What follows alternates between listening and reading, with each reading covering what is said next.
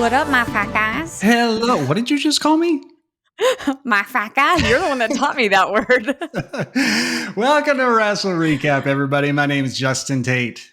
And my name is Michelle Tate. We are the only brother-sister duo taking you on the journey of wrestling throughout the decades. And we have a real great time doing it. And Justin, happy Halloween. Well, thank you so much. Happy Halloween to you too. I guess everybody can figure out by now we're recording this on Thursday on Halloween, and it is Michelle's favorite day of the year. It sure is. And I really don't like Thanksgiving and Christmas, so I get kind of sad after Halloween is over. But you know what? Every day's Halloween in my house. What was your favorite Halloween costume that you dressed up as when you were a kid? Ooh, it's a toss-up. So the easy one would be Sting, because I was Sting in 4th grade. I remember I wore a Sting t-shirt and black wind pants and had a Sting mask. That was my Sting costume. And then I also really liked my Michael Jackson costume one year. Okay. What was yours? I think it had to be Pee Wee Herman. Yeah, that was a good one. Yeah. They Justin actually Roberts sold was like Pee the Wee whole Herman. costume at the store, and I was obsessed with Pee Wee when I was a kid. So yeah. It was you had the plastic mask, like that classic 80s, 90s mask, the plastic and stuff. Yeah. Yeah. Did you see Justin Roberts was dressed as Pee-wee? I did, and that was I appreciated it. I certainly I thought did. so. Because Yeah. you and Justin Roberts, y'all have a relationship like you and Honky Tonk. So I was hoping you'd at least appreciate that. I did. Well, speaking of current stuff, let's talk a little bit of current stuff. Yeah, tell me. So pretty hot off the presses here, at least on Thursday. I think this just came out yesterday. WWE has launched what's called the WWE ID program, which is, as they say, designed to give independent wrestlers a pathway to WWE. Now, the initial wrestling schools with the WWE ID stamp of approval are Booker T's Reality of Wrestling, Cody Rhodes' Nightmare Academy, Seth Rollins' Black and Brave Academy, the Elite Pro Wrestling Training Center, and the Knox Pro Academy, which I believe is owned by Rikishi.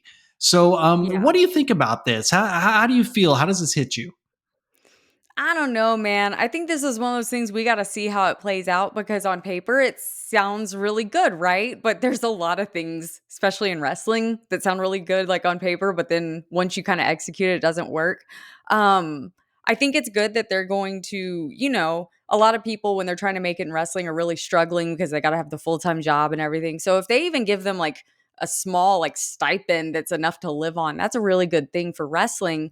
I think it's kind of weird. I feel like it's their way of like getting all the good talent before anyone else.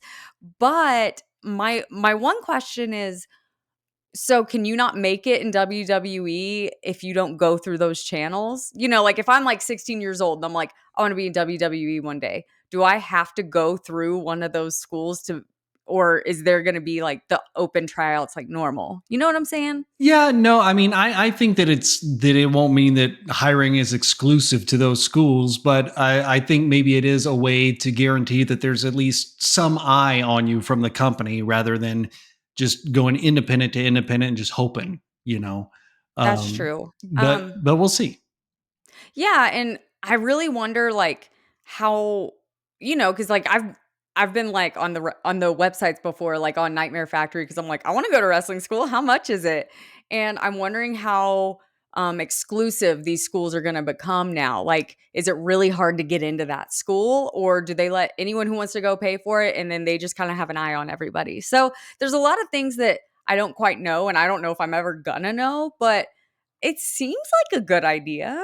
I just don't know. Yeah, I think that on the business side of things, I think it's a really smart idea for WWE to do it. Mhm. They basically they're putting what are training facilities under their umbrella. They're not buying them out, but I'm sure that the wrestling schools get some sort of financial interest out of this, or at least have a WWE sticker on their door that makes people go, "Ooh, I want to train there."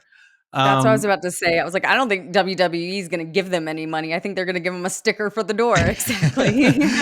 so we'll see. We'll see. Like I said, brilliant business move. We'll see how the wrestlers like it, how the training companies like it, and it's almost kind of like when they did NXT UK years ago. Right. They mopped up a whole lot of British wrestling talent that was wrestling in other places, and a lot of British wrestling companies weren't a big fan of that. So we'll see. We'll see what else we Yeah. got. Well, just before we move on, I was gonna say it's almost like the territories are back because it's like in Georgia, Right. to see everywhere. So, but what else? There was kind of a lot that happened this week in wrestling. So, the original Bloodline is seemingly back together. I mean, after on SmackDown, you sent me the end, and you're like, you got to watch this, and you see Jimmy and Jay hug, and then Roman's watching from afar, and he's schmexy, Justin. Roman Oh, Reigns. I will put that on my list. Thanks. Roman Yeah. Reigns. Okay. Um, but yeah, then they were on Raw, and it looks like Sammy's betraying them, but I don't think he is. Yeah, I don't think so. You got to think they're building up to War Games, original Bloodline versus new Bloodline, but original needs one more member, and unless they're going to bring in another Samoan guy from somewhere, uh, I think it's got to be Sammy. I think so because what I'm referring to is the Usos were talking outside and they're like, "Shh, look, look." And Sammy's talking to Solo over like by his car or something. So that's what I Mm, was referring to. yeah.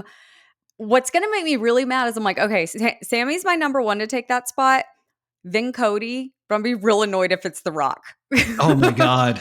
Yeah, I would be so annoyed. that would be a little bit rough. I hadn't even thought about that, but yeah, I wouldn't like that too much. I mean, it would be like the ultimate power bloodline. Like, dang, those are the alphas. Right. But I just feel like it's got to be Sammy. He's the honorary Oos. I think And so. I think that's the feel good moment. You got to do it. yeah, and I'm so glad that they're back because I thought the whole bloodline Sammy thing was like the greatest story in wrestling ever. And, people have said, oh, Solo, this whole thing hasn't worked out. And I was like, I could have told you that. Like, Solo doesn't have the charisma that the Usos and Roman have. Like, I could have told you that. But Yeah. I'm glad for, let's see, OBL, Original Bloodline, to be taking back over. Over on the AEW side, Private Party won the tag team belts off of the Young Bucks. What? What'd Yeah. you think?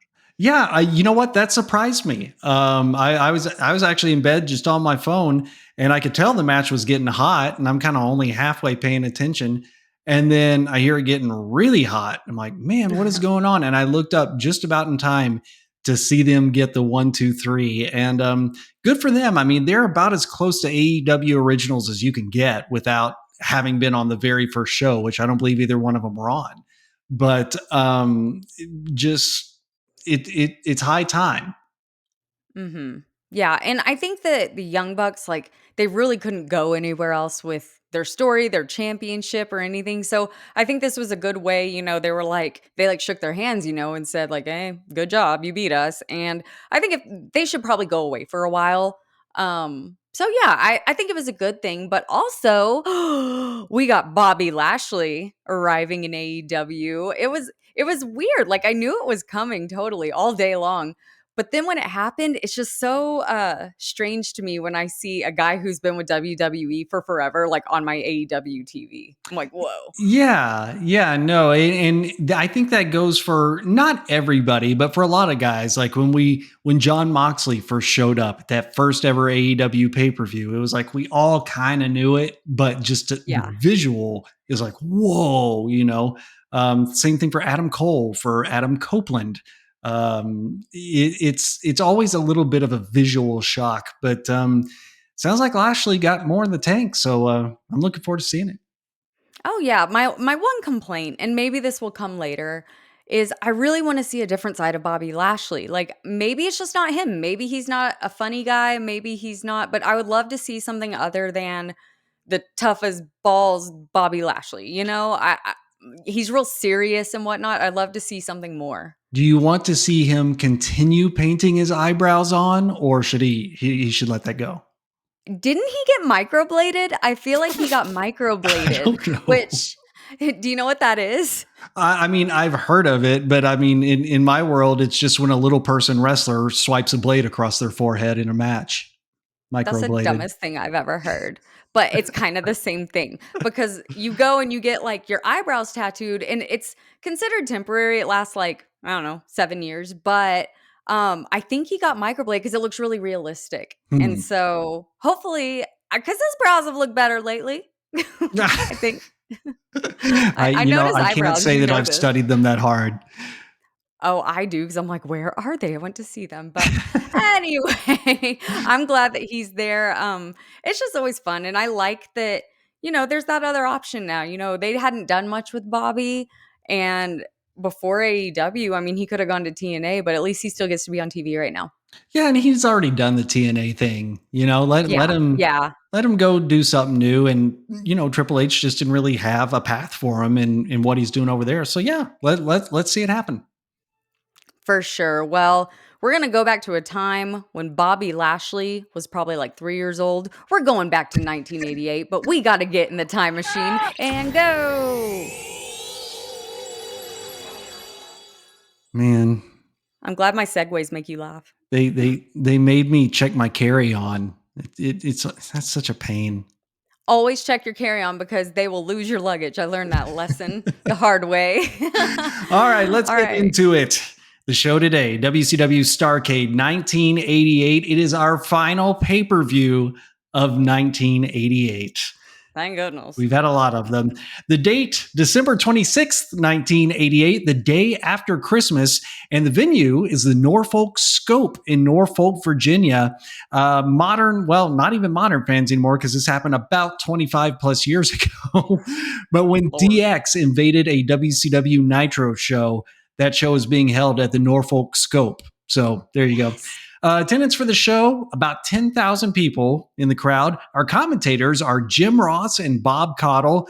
And the number one song on December 26th, 1988 was Every Rose Has Its Thorn by Poison. Oh, yeah. Oh, yeah. That's a good one.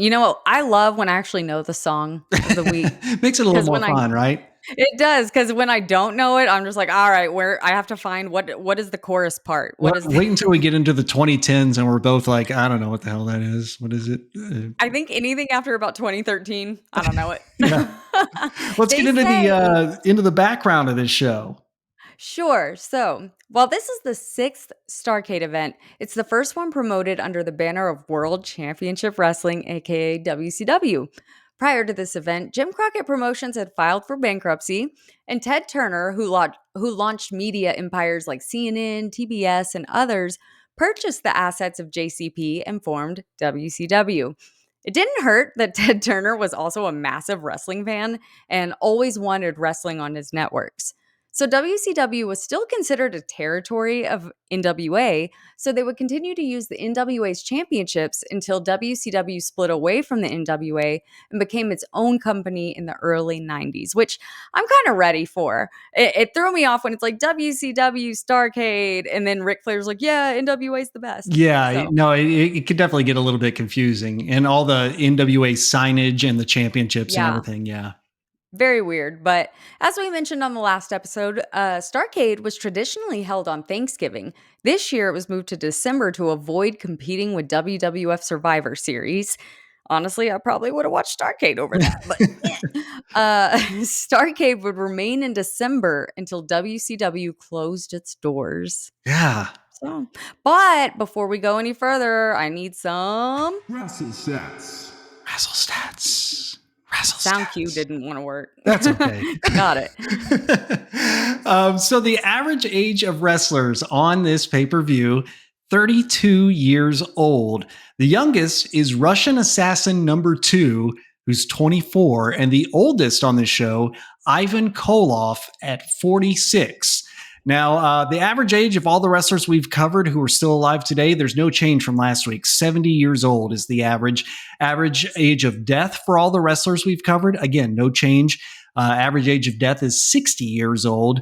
And let's get to the most important number, the one we always want to hear.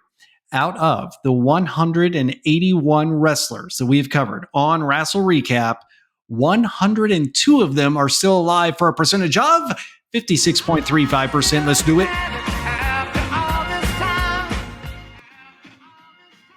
Yeah, That, we're still that one standing. worked. That one worked. All right. So we got three wrestlers who we are covering on this show. And this is the final time that we will see them compete in a match on any pay per view for any company. So let's get to them. Bobby Fulton, Dennis Condrey, and Russian Assassin number one. And this is not the final pay per view appearance for any championships. With all of those numbers, all of those stats, all of that just jam packed in your head, let's get into the show. All right, let's do it. Well, let's start at the very beginning. Sound of Music. Come Oh, on. It's Halloween. I, It's a musical lovely day. okay. Come on.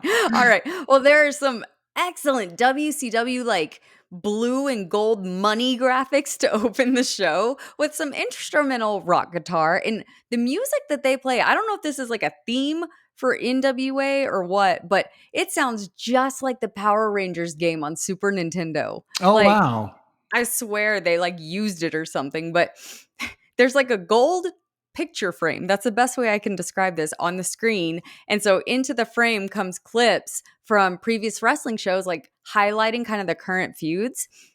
We see the last match from Great American Bash with Ric Flair and Lex Luger, along with clips of like Dusty Rhodes and the Road Warriors and Bam Bam Bigelow and Barry Windham.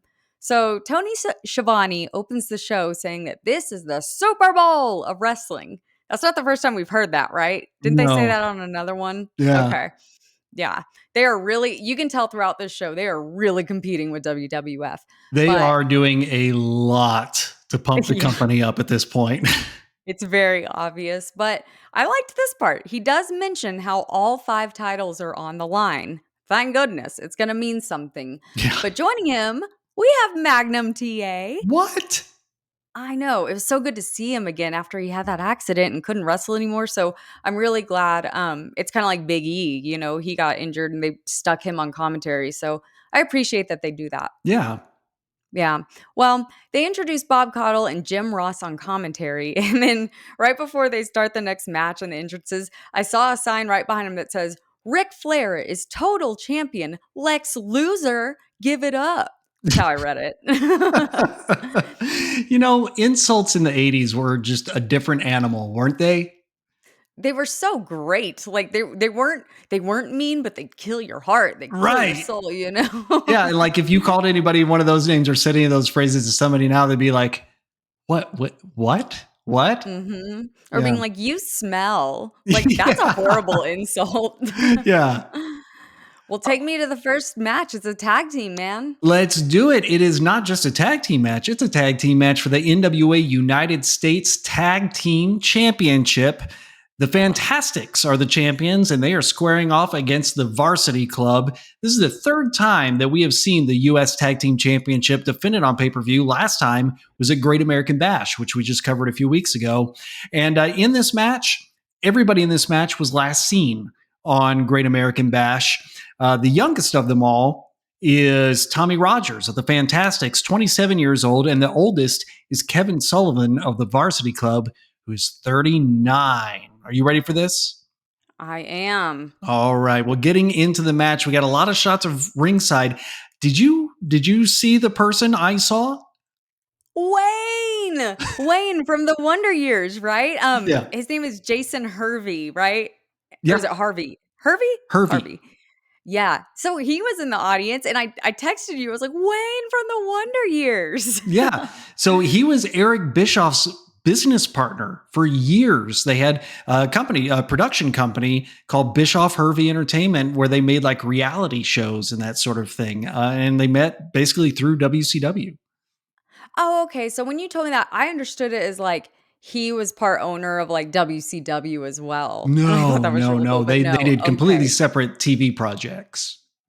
Right. Well, this Jason Hervey, he's in two of my favorite things ever, The Wonder Years and Pee-wee's Big Adventure. So, but like, let's discuss The Wonder Years because I feel like this was like a very important show from our childhood. Yeah, which is weird because I feel like we didn't connect with it as kids as adults connected with it. You know what I mean?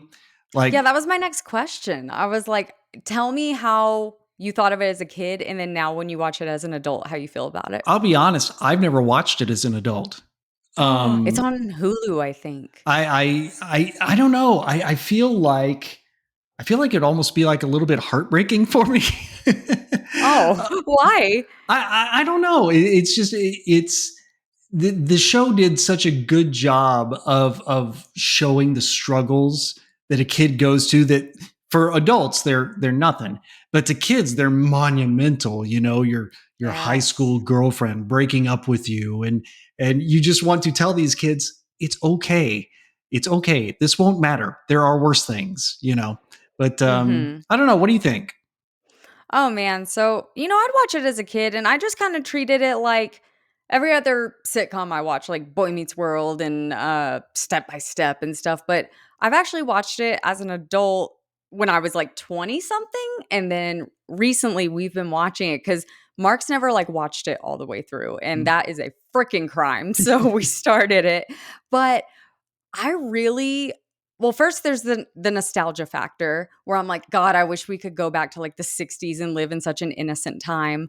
But the whole dynamic of the family and the parents means something else to me now. See, like, I can relate to the adults now, when Mm, before they were just, like, the old people with their problems, but, like, the relationship between Kevin's dad and Kevin, like, really, kinda gets to me now. It kinda reminds me of, like, Mark and his dad, and, I used to just think the dad was just, like, the biggest douchebag on the planet, and now, like, I get him more. right. Yeah, and I that's guess what I'm because 'cause talking I'm a about. Like, I douchebag, I feel don't like know. if I watched it now, I'd be like, "Oh my god, I've grown into the dad on Wonder Years." Like, I sympathize with him now. Yeah, and he's, like, 34, the actor was, and I'm Oh like, my "Oh my god. god, I'm, like, the same age as the dad on the Wonder Years," but anyway, we need to start a Wonder Years that's what we'll do next, Wonder Years recap, and we'll just go through the episodes, that'd be wonderful. But it's interesting to me, just this is kinda just the view of the crowd right in the beginning and kinda throughout the night. You can really only see, like, the first 8 rows, and then everything else is pitch black, and it almost looks like they're outside at night. Yeah, no, which again is such a change because we've just come off of 2 weeks in a row watching WWF pay per views where the production values are higher and the lighting is more, and they're really showing off the crowd. So this was a stark contrast to what we've seen. Yeah, I didn't Um, like it. you talked about that sign earlier. I saw a sign that I swear, now I could be wrong, but I swear this sign in the crowd said, Lex Luger and Sting are cow hips. I looked up the phrase cow hip, and all that came up was cow whip. And then that probably led to websites I don't want in my Google search history. So I just got out of it. Is it co-whips? Like Maybe. whipped? Like you're whipping I someone? I I, I have no idea. I'm I looking at the don't word right know. now. I'm trying to figure that's weird. Yeah. Yeah, I didn't even see that one, but, I noticed a really big and this could be very obvious, but the big fat difference in these NWA shows and WWF is I'm noticing that none of the wrestlers interact with the audience. Like, there's no taunting, like, from Rick Rude or, like, getting the crowd riled up, like, from Hulk Hogan. Like, it's as if the audience isn't there, and, WWF is really upping that with each show that they do, and it's making NWA a little boring. I'm just saying. Yeah, no, they're still, and you can even hear it on commentary too. They're still treating it as a legitimate sporting event rather than this is an entertainment show. And that I think that main difference between the two companies then kind of trickles down to other changes throughout each company. Mhm. Yeah, I mean, we kinda talk about how Vince changed the business. Right. That was it, was bringing in that audience interaction. Yeah. Well, speaking of the WWF/E, the referee here is WWE Hall of Famer Teddy Long, the guy who was a referee and then he was a manager in WCW. Then he went to WWF and became a referee, then became a manager, then was general manager of SmackDown. He's our referee here. So that's pretty cool. Well, he must be the best dang referee because he refs like everything in the show, but It's we'll crazy. talk about that later. Yeah. So I'm thinking, so I see Jim Ross over there on commentary and Dr. Death comes out, and I'm like, I bet they are just besties for their love of OU. Am I Yeah. right? Because he's to this day, Jim Ross comes out to the OU music when you're at a taping for AEW. Yeah, no, they were. And Jim was actually a huge advocate of Steve Williams. And he even had a huge hand in bringing him into the WWF years later, about 10 or so years after this. Unfortunately, Williams didn't quite work out in the WWF. He was the favorite to win the doomed Brawl for All boxing tournament, Oh, but got knocked out early in the tournament and just kind of it went downhill from there for his WWF career. But yeah, him and Jim Ross always very, very tight. of course, those boomer Sooners. Well, we do. I laughed at this. We got an accidental cameo of legendary wrestling journalist and photographer Bill Apter. And the only reason we saw him is he walked right into a camera shot and then noticed it and tried to duck down. But it's Bill Apter. You can't mistake him. For modern wrestling news followers, I mean, Bill Apter is still in the game, but he also gave Sean Ross Sapp his big break. I was about to say, isn't that the guy who got like Sean Ross Sapp involved in like wrestling journalism? Yeah. Okay, yeah. So I saw that guy and I thought it was funny. He walked in the camera, but I had no idea who he was till you just told Yeah, in me. fact, Jim So Ross referred to him. He said, "There's Bill Apter, pro wrestling's Bob Newhart." It's pretty good. okay, that makes sense. Well, about halfway through this match, Justin, I finally realized who Dr. Death slash Steve Williams looks exactly like to the point where I went on IMDb to see if they were the same person. Who? I've already mentioned this movie once on this podcast, but I thought it was Andy from Pee-wee's Big Adventure. Oh my The god! guy, the Simone's like boyfriend that chases him out of the dinosaurs with the big Yeah, bone. He looks just like Andy. thinking about it, he does. He He does. does. But the guy who plays Andy, not the same name, and he really didn't do much else because I Yeah. went and looked at his IMDb. Oh Well, yeah, well, you Andy. might be like the one person a year who goes and looks at his IMDb, so I'm sure he appreciates it. I'm sure Yeah. he does. This is one of those matches, just watching it, like if you knew nothing about wrestling and you just happen to walk by the TV, you could watch the TV for about 10 seconds and instantly know the decade, the relative location, and who was going to win. It was like the bikers versus the frat boys. Oh yeah, Like you could just totally. tell And from the style, okay, like this is the 80s. And you could look around and be like, yeah, it looks like it's maybe the South. Yeah, it's so emblematic of 80s wrestling, but it's great. I love it. oh, totally. Well, I know we haven't talked about the ending yet, but the audience was mad. So tell us what happened. Yeah, just out of nowhere, the varsity club wins the match and wins the championships. And we're kind of used to the first match on the show. Well, for a lot of these, for some reason, the first match on the show has been a double DQ or a time limit draw. But if it's not that, we're used to the good guy winning to kind of set the tone for the night. Varsity Club wins this one, and they're the new U.S. Tag Team Championships in just under 16 minutes. How did you feel about the match? I thought it was good. Again, they've kind of learned their lesson on getting a good first match instead of letting it be a dud. Um, I I was kind of surprised that the varsity club weren't the faces, Mm, honestly. Like I kind of thought because Road Warriors, like everyone loves them, but I didn't realize that the audience would be that mad about the yeah. ending. What did you think? No, I mean it set a good pace and everything. It was a fun match. I actually enjoyed watching this match and did not expect for the varsity club to come out on top, but they did. And that kind of when I see that, I go, okay, now I'm interested. We're doing some interesting things here. Yeah, for sure.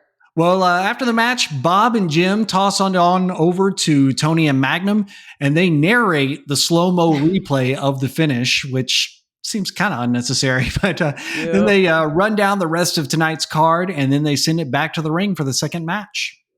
Yes, we've got a tag team match, not for a title, but there's something else pretty cool in here. So it is the Midnight Express with Jim Cornette versus the original Midnight Express with Paul E. Dangerously. And who is Paul E. Mm. Dangerously, for those who don't know? Well, most people would know him as Paul Heyman. Woo! I got chills. We're finally to the Paul Heyman era. So our participants, why are you laughing? Well, That sound I made? the sound that you made me think more of Paul Bearer than Paul Heyman. Oh, that was just my noise. I wasn't trying to impersonate, but yeah, it was a little Paul Bearer like, which is great because it's Do your Halloween. best Paul Heyman voice right now. Oh God, you know I'm terrible at impressions. I can't do it. You do it. I didn't say I could. I was just want to see what you would. Oh. Ladies and gentlemen, I know. I don't That's know. what I was trying. I was like, gentlemen. That's all I heard in my head. So no, I can't impersonate people. Justin is the one that's good at that. But in this match, we've got Bobby Eaton and Stan Lane, who are part of the Midnight Express. And we last saw them on the Great American Bash in 1988, same year. And then the original Midnight Express is Dennis Condrey. And then we've got Randy Rose. So we last saw Dennis on Starrcade 1986, but Randy Rose, we haven't seen him before. So let's talk a little bit about him. So he was born in July of 1956, and he's still alive today at the age of 68. On this pay per view, though, he was 32 years old. Wow. And the last time we will see him wrestle is on WCW Chi-Town Rumble. But you see, Randy Rose, his real name is Randall Alls. And I'm like, Alls.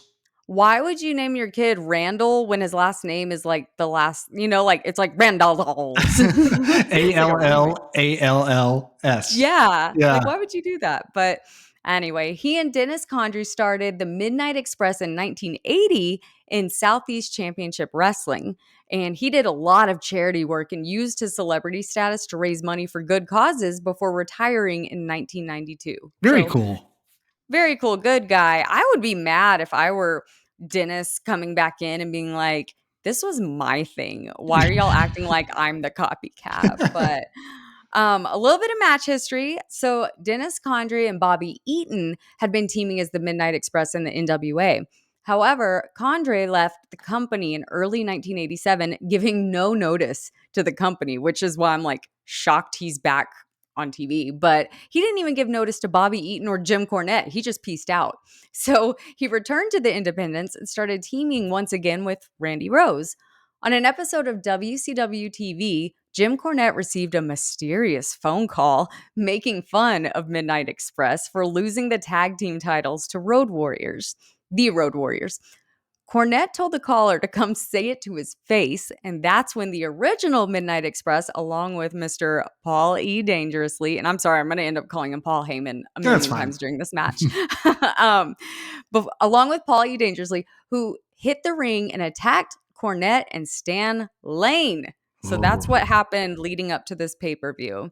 But is it just me, or did Midnight Express, like the new one, just kind of turn into like two Lex Lugers, like especially Stan Lane? Yeah, I think I actually said something like that on Great American Bash. Like, especially Stan Lane, he's a mini Lex. It's weird. It is weird. It looks just like him. And then freaking, all right, Paulie, Dangerously Heyman, holy moly. That did not look, it took me a second to realize who it was because he's got like a weird like Timu Brutus Beefcake haircut. Like he has hair. He has hair. Yeah, yeah, But I mean, Justin, you're a huge Paul Heyman fan. yeah. So like what is your favorite era of Paul? Oh my God. Or like Um, what specific storylines or matches? Like what's your favorite? I think the best work of his career has been the past 5 years. Yeah, I Um, agree. I mean, it was fun seeing him in WCW when he had the cell phone and the suits and everything. And then he makes his exit from WCW and completely changes and becomes the owner of ECW. And he's wearing the baseball cap and the long black leather trench coat. And then he goes over to WWF and becomes a commentator. And then in the early 2000s, he starts managing Brock Lesnar. And so all of that's been cool. But I think the moment that he got with Roman Reigns, everything since then has just been like the cap on a Hall of Fame career. He could quit now and be considered one of the best forever. Oh, he could, but I'm not gonna let him because I love him, and this bloodline story's not done, and we That's need right. him. That's right. We need him to hold the peppers, Justin. The Peppers, yes. Now, there is a fun little thing that ties this era of Paul on this pay per view with current Paul Heyman. So that mysterious phone call you talked about earlier, he made that call on a cell phone, right? And it's the same one that Mhm. he carries down the aisle with him to this match. And now today, when you watch him on TV, he makes a very big deal about pulling out his cell phone to say, "Call Roman Reigns." And so every time I see him on that phone, I'm like, he's doing a throwback to 30 plus years ago. It's awesome. You are so right, and last night, MVP did it, like but it was kinda weird because it was like, Shelton Benjamin lost, and then he calls, and then Bobby's just like, "They're ready to go 30 seconds later." I Yeah, was like, "Maybe like what you was shoulda called, Bobby like." doing? I Like, know, I was like, "Maybe you shoulda called during the match because instead of being like, 'Hey, it's time,' or whatever, it kinda seemed like, 'Hey, Bobby, where you at, man?'" yeah, Yeah. So, these 2 tag teams, man, they're freaking fired up because they start fighting before the bell even rings, and, like, the funny part is this match, it's not even about Midnight Express or Ohm, Original Midnight Express. I'm gonna call them Ohm, because this is the Jim Cornette show, and I'm fine with that. yeah, My favorite thing is right in the beginning, he yells, quote, "I'm going to give a Christmas present to America. I'm gonna kick that little punk's butt," meaning Paul yeah. Heyman. Yeah, and it just didn't stop. And it can't be an accident that he keeps positioning himself on the outside of the ring near the commentator desk so the headsets will pick up his screaming, which is easy to hear anyway. But Jim, he's going to be Yeah. heard. Hey, I hadn't even thought about that. That's actually really smart. I would do the same thing. Yeah. So at one point, one of the ohms is laying on the ground, and Jim comes in and just whacks the snot out of him with a tennis racket. And he is like so proud of himself. And he's making this face into the camera that I can only describe as that GIF. And it's like a redheaded dude, and he's clapping and has his giant mouth way open. Like that's what Jim Cornette looked like. I'll have to post it on the Twitter or Yeah, something because that's that's all a I saw. perfect Twitter post right there. I absolutely love. I noticed this how the new Midnight Express they have like the rainbow stripes on their gear, and if you watch FTR today, they have rainbow stripes on their logo, their gear, and then they have a takeoff of Midnight Express's entrance music. I love that whole tie in. They're not like a tribute act, but they are paying tribute to Midnight Express in so many ways. Also, with the black tights and the rainbow stripes, Bobby Eaton kind of looks like the cover to a blank VHS tape. Oh, he does, Remember, which, like you like get like the blank VHS from the store and it'd be like high fidelity, full color, 120 minutes or whatever. yes, and then it'd have the little label, and you'd write on it, and then your mom would record something else, so she'd mark it out and write whatever, or maybe that was just our poor folk, thing that we did, Maybe but so. Maybe so. no, you're right, though, like, I love how FTR always they seem to really respect their elders in a Yeah. way, they do that a lot, so, Yeah. um freaking Jim, as I said, it's the Jim Cornette show. I look at him at one point, and he's got his racket over his head, swinging it in circles, and he's dancing, and then he's like prancing. Like this is just Jim's show, but I'm okay with that. But my Yeah. one question is, why did they take so long to ring the bell? Like, I forgot that there was even a bell or that it hadn't rung because the match had been going on for forever. Jim's taking everyone out with his racket, and then the bell randomly rings like 10 minutes into it. Yeah. Well, and see, then it got even more confusing because Paul Heyman kept ringing the bell during the match as a distraction. And I kept looking up from my notes thinking, oh my God, I missed a count out or a disqualification. So that was it was messing with me. I know. I was like, "Can you please stop, Paul Heyman?" Because I'm getting very confused. I will not stop, good sir. So I never really thought I'd see Jim Cornette as a I like babyface, but ringing the bell. see, you're good at I can't do that voice. I can impersonate like, I don't know, Samantha Irvin. "Ah, I no!" There we go. thought that was your Pee That Wee was terrible. Herman. I am really good at Pee-wee. But, okay, so, like, are Midnight Express and Jim the baby faces? Because I never thought I'd see Jim as a baby face, but, like, even one of the ohms come to shake Stan Lane's hand and he kicks him in the balls. That's like a major heel move. But then the audience went crazy and cheered. Yeah, it's weird to see, but yeah, New Midnight Express and Jim Cornette were the good guys here. But it's one of those things where it's like, Jim Cornette, he was not known through his career as one of the good guys. He was known as a heel No. manager. So, he can't go too long without some of that heel stuff coming out. It's true, and this is just a real quick blip, but every time they say Randy Rose, I heard Brandy Rhodes. Every time. They were like, "Brandy Rhodes just took a," and I was like, "What? Why are you talking about Brandy?" Oh, Randy Rhodes. Yeah, I wonder how old she was at this point. She couldn't have been very old at all, but they're Like probably around the 1? same age. I don't know. Yeah. But we talked about new Midnight Express's gear. Complaint Mhm. about old Midnight Express gear. You got these two big burly dudes in Dennis Condrey and Randy Rhodes. They're hairy and they got the beards. They look like really rough dudes, but they're wearing these pink and purple trunks that are like shiny satin, and it makes them look like they're characters in some SNL sketch about wrestling. No, it makes them look like the Outrunners. That's a But good no, point, right? I get what you're saying. They're like corny 80s. Like Yeah. not in an ironic like that used to be an 80s thing. Like they were corny in the 80s, I think. Yeah, yeah. It was a very weird visual. You would expect them to be wearing like, black or something. I don't know. Well, Paul Heyman chooses to use his cell phone as a weapon against Stan Lane in the beginning, but by cell phone, I mean it's one of those giant like portable house phones that your grandma had. But then I was like, no, it actually looks like a regular phone that they just grabbed and cut the wire off because it doesn't even look like a portable phone. It's just like the handset from like a Man, phone from those 1990. those big chunky portable ones in the house. I remember the one we had, it had bite marks on the end of the antenna, the rubber antenna, and it had to be from either you or our sister. I'm thinking it was you. I wish you could. Are you looking at me right now? Because I'm making this face like, it was me, I think. I don't know. I Pretty like sure. biting squishy things. Oh, that came out wrong. That came out really wrong. It was probably me, and no one stopped little Michelle and said, "Hey, you're gonna get electrocuted or Yeah, right, something." exactly. So it's y'all's fault for letting it go that far. But hey, man, phones hurt. Like we've all done that thing where you're laying in bed on your phone and you drop it on your face and it hurts really bad. Like, am I the only person that's done that? On this podcast, yes, because when I'm on my phone Really? in bed, I'm face down, propping myself up on my elbows. Oh, that's painful. After about a minute, I can't do that Oh anymore. man, I stay there like until it's time to go to sleep. Yeah. Now, my Oh, wife will sit there looking on her phone like that or her iPad like that. And I can't do that. Like, I can't lay on my back holding something over me. My arms get tired. see, my arms get tired the other way, your way.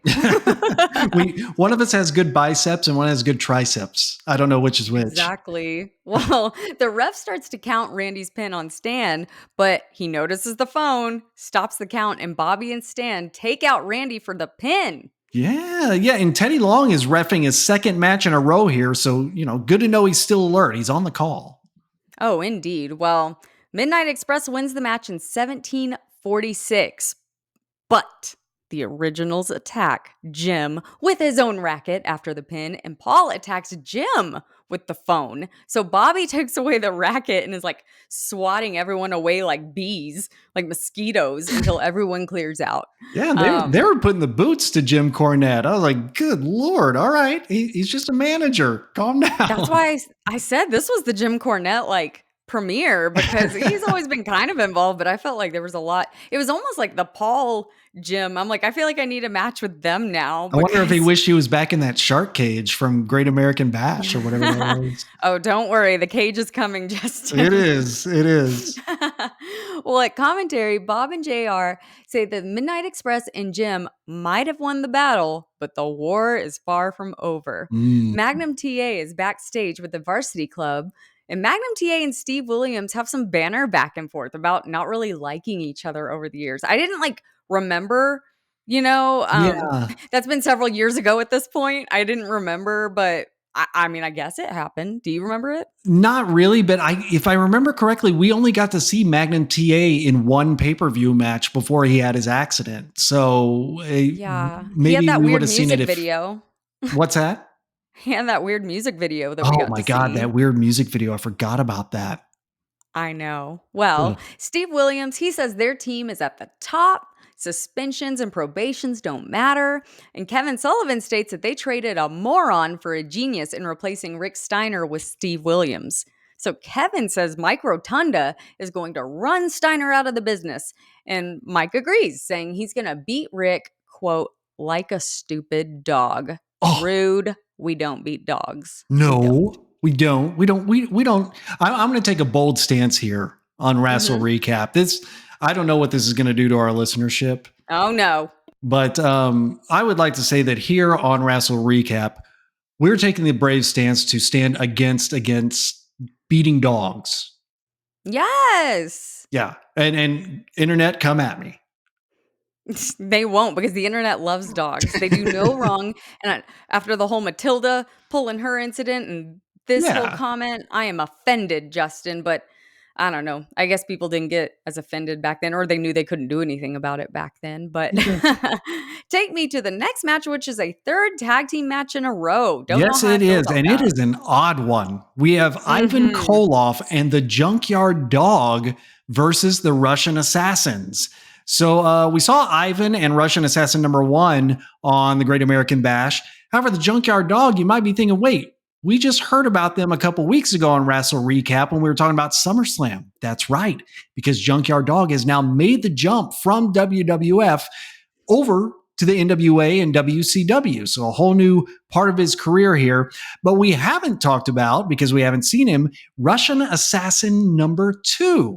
So he's under a mask, so you don't really know what he looks like. In fact, you can't really tell the Russian assassins apart in this match. No. But number two was born on July 3rd, 1964. On this pay per view, is 24 years old. And we're actually going to see him way later after this. In fact, about 10 years after this is the last pay per view we'll see him wrestle on, ECW November to Remember 1998. Wow, wow, wow. His real name, Kenneth Reinhurst, but a lot of people in the wrestling world knew him as Jack Victory. He had been all over the place as Jack Victory. He popped up in WCW, WWF, ECW, World Class, and a whole lot more. So quite a career he had. And he still wrestles on independent shows, but like very infrequently, like once every several years. So maybe as a favor or something. But Yeah, he's only like 60. yeah, he's not Yeah. that old at Huh. all. So Okay. let's get into the match here. Now, the match stipulation that we should tell you about is that if the Russian assassins lose, they have to unmask themselves, and their manager, Paul Jones, has to retire. So that there's some stakes on the line in this non-title match. Quick question.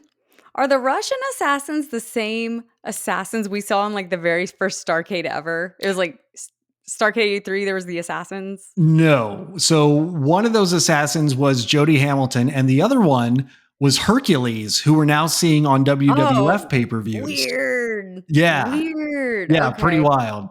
Yeah, I was like, I didn't know if it was the same, like, or even the same, like, characters, like, whether it was the same wrestlers or not. I didn't know if that was supposed to be the same characters, and they were like, well, let's just throw Russian in front of it because we love everything Russian around Yeah, here. I But think this is a completely new thing.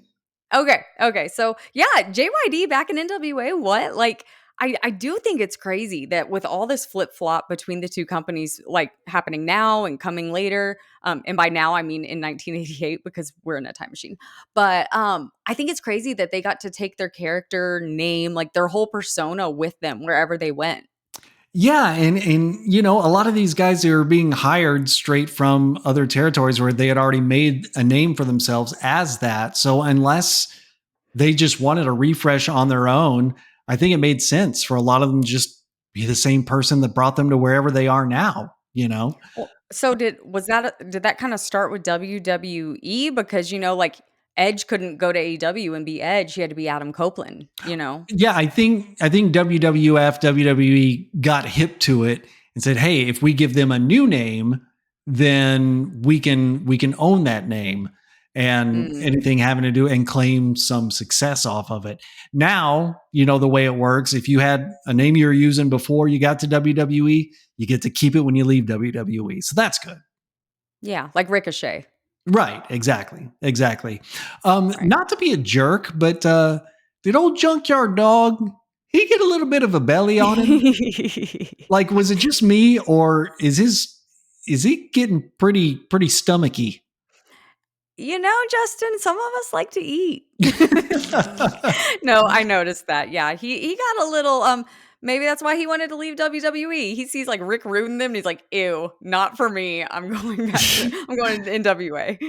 This is I think this might be the era where Meltzer started referring to him as the junk food dog.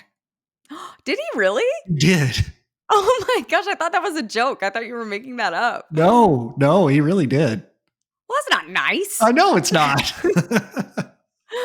Well, before the match, the ref, I guess what he was doing was, like, checking the assassins' masks for weapons, but it looked like he was just, like, oddly caressing their faces and their heads. It was very weird. It was very bizarre, but very funny. Did Hey, you yep. notice that? Even Russians need a little TLC, especially when you're standing across the ring from a dog and another Russian. A dog with a belly. By the way, Teddy Long is now reffing his third match in a row. Like, did somebody miss a flight? Did nobody tell them that they shouldn't expect Earl Hebner to show up because he works for the WWF now? Like, what happened? I was starting to wonder, I was like, "Are these, like, twins?" And they're, like, going back and forth, and I don't know this because I was like, "Is this the only referee they have tonight?" It was crazy. Yeah. But this match was kind of annoying, but anyway, JYD and Koloff have a ton of near falls, but Paul keeps interfering or one of the assassins interferes. So it was kinda it was almost like it was set up to be a squash match, but then there was a lot of interference. Yeah. Yeah. Well, Ivan, I don't know if you saw this because it was real brief. He got a big old knot on his forehead. And I don't know if he got that during this match or a previous match, but it's like right underneath all of the blading scars on his forehead. And that's got to create some really weird stretch marks. It'll just look like more blading scars, Yeah, but now that exactly. you say that, I do remember seeing that because I remember thinking that scar tissue looks so thick because I feel forehead skin's not that thick, like, it's kinda thin, and so I Yeah. was like, "What the hell is that?" I I just kind I just kinda thought, like, I don't know. I didn't consciously think, like, did he get whacked in the head and that's a knot, or is it permanent or what? But this match has the same stupid ref shenanigans I've been talking about you with tag matches, and it's annoying. Yeah. Yeah. So what happened? If you haven't watched the pay per view, is one of the assassins slipped out of the ring and shoved something into his mask, and then did a headbutt on Ivan, and he gets the 1, 2, 3, and that's how the match ends.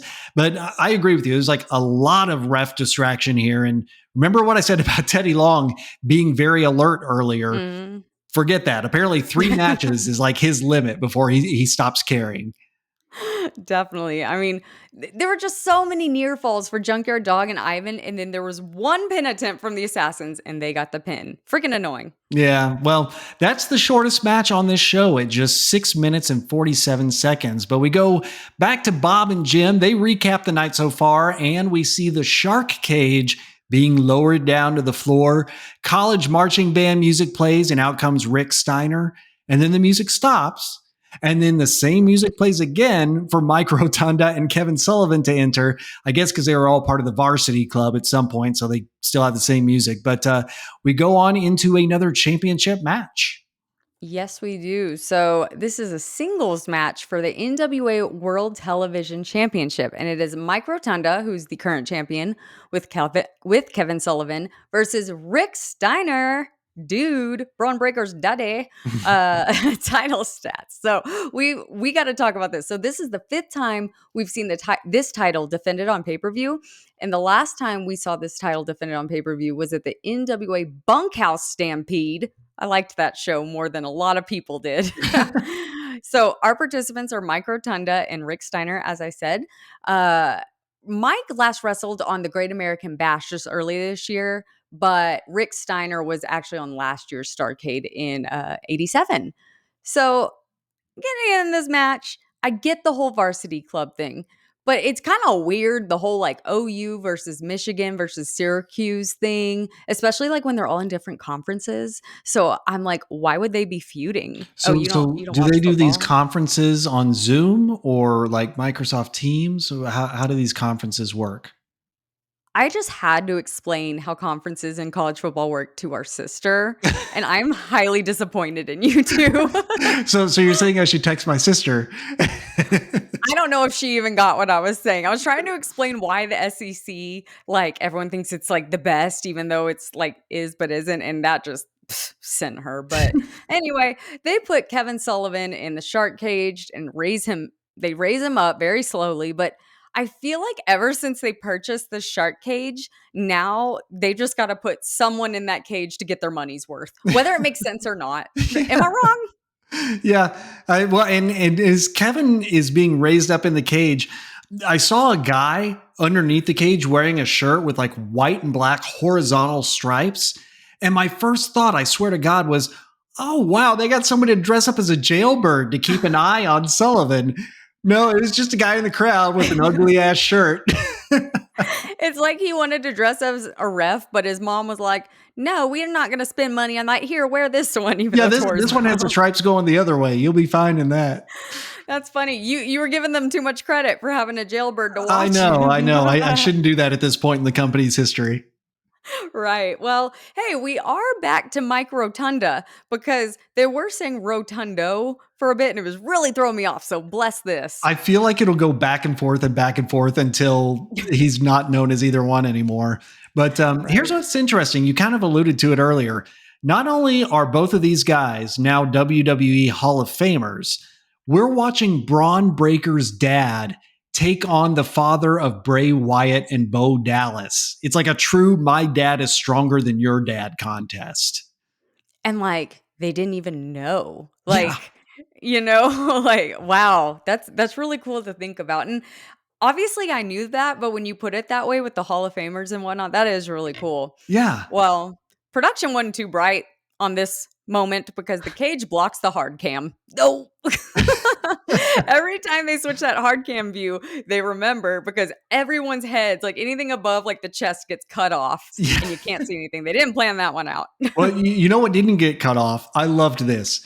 There is a woman in the crowd who has made a sign with a dot matrix printer. Do you remember those?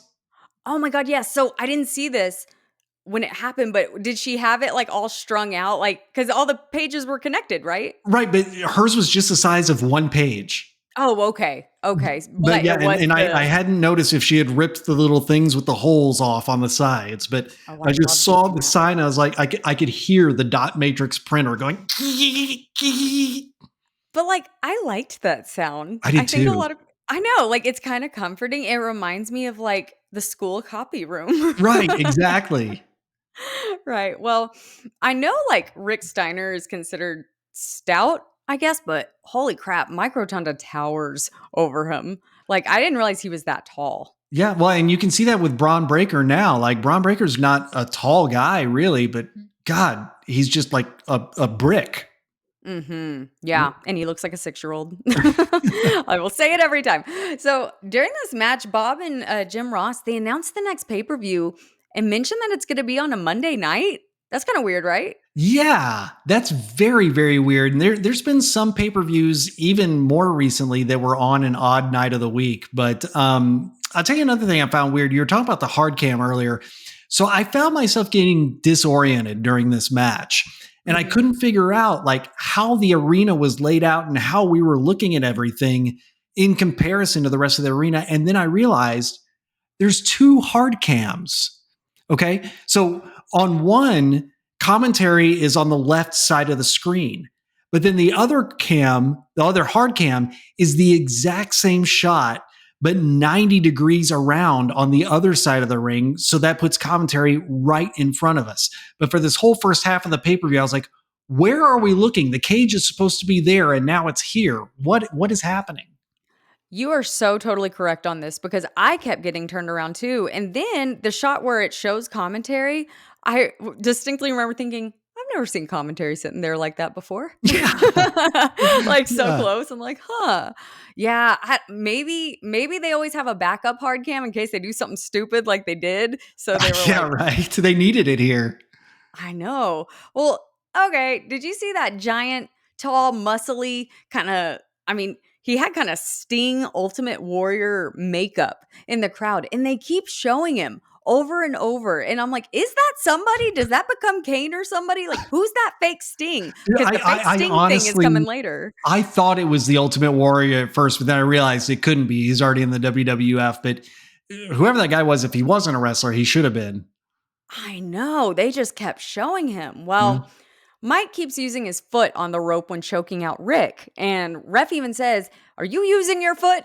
And Mike says, "No." It's kind of funny because that's like how I talk to my dog. I'm like, "Did you take this?" "Mhm." But Mike says no, and he just continues to do so. But why? Because how does he's got Rick Steiner in a chokehold. So why does that foot touching the rope help you choke Rick better? I don't get it. It's one of those dumb things with the ropes and the leverage that I don't get.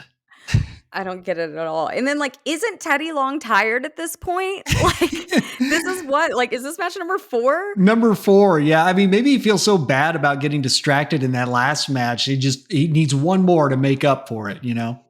Or NWA is just running out of money. So they're like, we'd rather pay for travel and for 1 ref instead of Sorry, travel for Teddy. 5. Exactly. Well, Rick Steiner did dominate about 75% of this match. And Mike even called for a timeout, which makes sense because they are the varsity club and they play sports. So this was acceptable because I hate when people call timeout, but this one actually made sense.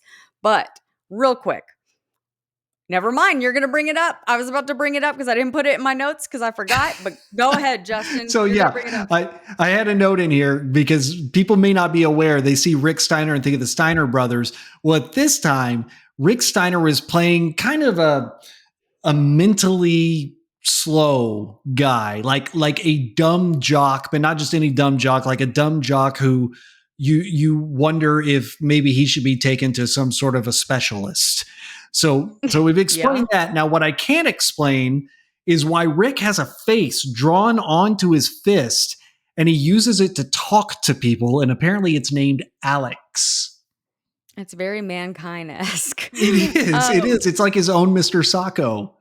Right. Yeah, I don't get this gimmick because later he's talking and he's like stuttering and like he seems okay. This is the only comparison I have is, and you're not gonna know it. Officer Doofy in the scary movies. He's like the parody version of Dewey from the Scream movies, and he's like Officer Doofy, and that's what he reminded me of. And I was like, it confused me. I was like, was Rick Steiner always like this?